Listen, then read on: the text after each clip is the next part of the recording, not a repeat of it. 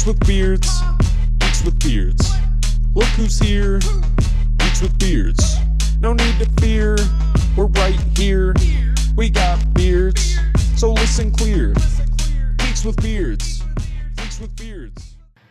Hello everybody, and welcome to another toy review by the Geeks with Beards podcast. Today, we're going to be covering 1985 LGN Lion-O from the Thundercats toy line. Now this is a vintage one. It's not my childhood one because unfortunately they did not survive me. They never survived me, unfortunately. Got this guy from Facebook, from one of the mini toy auctions on there. So yeah, this is Lion-O. They're about 7 inches tall, so they're quite large for the 80s toys back in the day. The articulation on these are kind of limited. You have just the hip joint and then you have your arm. But the cool thing with these is they created a feature called Battle-matic action, and all Thundercats toys have it. And there's a little lever on the back, and what you do is you take the lever and you press it down, and boom, causes their arm to move.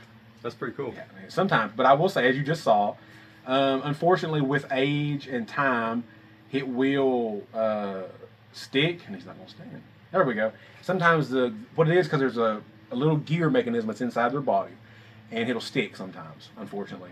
And these are kind of like the He-Man toys of old. They are like sonic welded or glued together, so there's no screws, unfortunately. So if you ever want to take these apart, you want to very gingerly pry them apart, because for the most part, their upper torso is a brittle, hard plastic to where the limbs are a little bit more rubbery kind of plastic. So you have to be really careful about that. Now, and there was a couple of different versions of Lion-O that came out. This is the red hair with the red claw shield and Sword of Omens version. There was another version that was orange, but the main version is red because that's how it was in the cartoon. This was also a version that came packed with a little PVC Snarf, and no articulation on him whatsoever. Besides he's got a little, maybe put like a little pencil or a little something up there if you wanted to, a little finger puppet or whatever. Later versions of Lion-O was just him. These were some earlier versions that came out with Snarf, and then later on they would come out with a Snarf toy that was more articulated. Okay. It was a bigger toy. You could move his arms and move his legs. Also, and this was just Lion-O and Mum-Ra. It doesn't work that well, and again, this is one of those things that unfortunately goes bad on these toys sometimes over time. Is the power ring, I think is what they called it.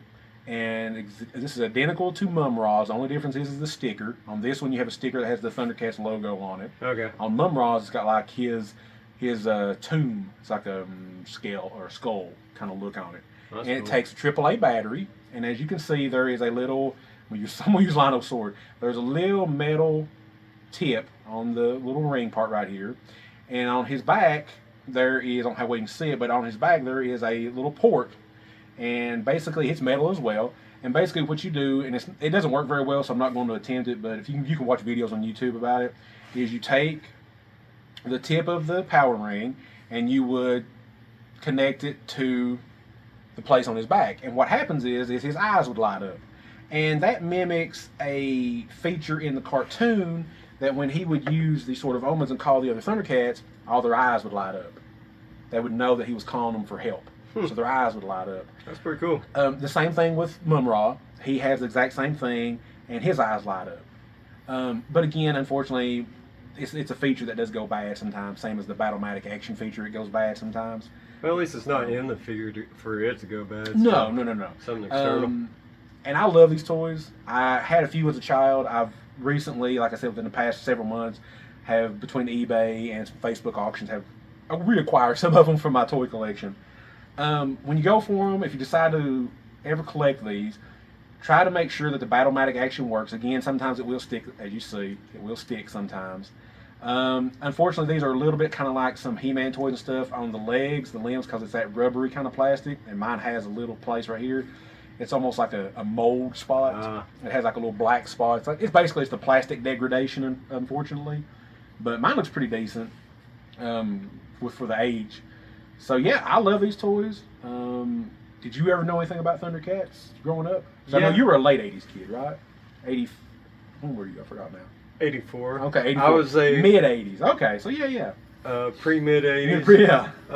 But yeah, I am familiar with Thundercats Yeah. because I remember we had a video store in a grocery store next door to us, and that was like one of the first tapes I remember watching. Oh yeah, they did reruns on Toonami for a while too on Toonami. So yeah, Thundercats was around well into the 90s and stuff too. And they did a reboot series in 2011 cartoon show, which was not bad. That reboot was bad. I loved it. Yeah, it was definitely anime style.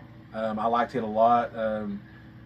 Batman Beyond, Terry McGinnis, voice actor, played Lion-O in that series. That was the dude from Boy Meets World. Boy right? Meets World, yeah, the older brother, yeah. And then the guy that played Panthro was he played Shredder in the 2012 TMNT series on Nickelodeon, but I can't remember his name. Michael Richardson, I think might have been his name. Yeah. I forget. Was it Kevin Michael Richardson? It might have been Kevin Michael Richardson, yeah. The guy from Lilo and Stitch that did the did the Bubbles? was it? Yeah. Okay. Yeah. Okay, I was gonna say you know more about that now. Yeah. But yeah, I love these figures. I thought, why not do one? You know, why not do a Thundercats toy?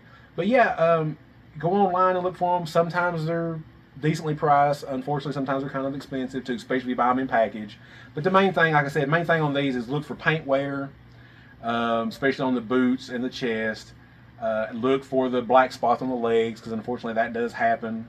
Mine's pretty clean except for a couple places here and there. This claw shield does come off. It does come off of his hand.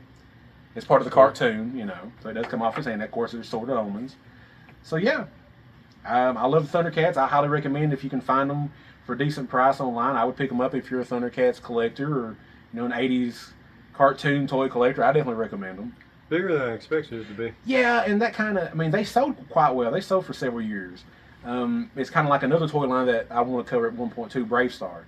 They were quite tall, and so you couldn't really do a whole lot of interplay with them. I guess as a kid back in the day, if you wanted to, they didn't fit in other other toys, vehicles and stuff. Can't mix and match on those. No, for sure. But yeah, I love them, and I hope you guys love them, and I hope you guys enjoyed this video review. And until next time. Wait, if you did like it, and you want to see more, like, see this down here? Yeah. See, there's a little finger that goes like this, and then goes like this. Do this one. Do this one? And then there's a little bell. Go ding!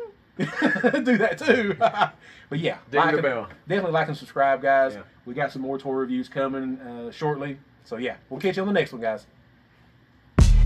Geeks with beards. Geeks with beards. Look who's here. Geeks with beards. No need to fear. We're right here. We got beards. So listen clear. Geeks with beards. Geeks with beards.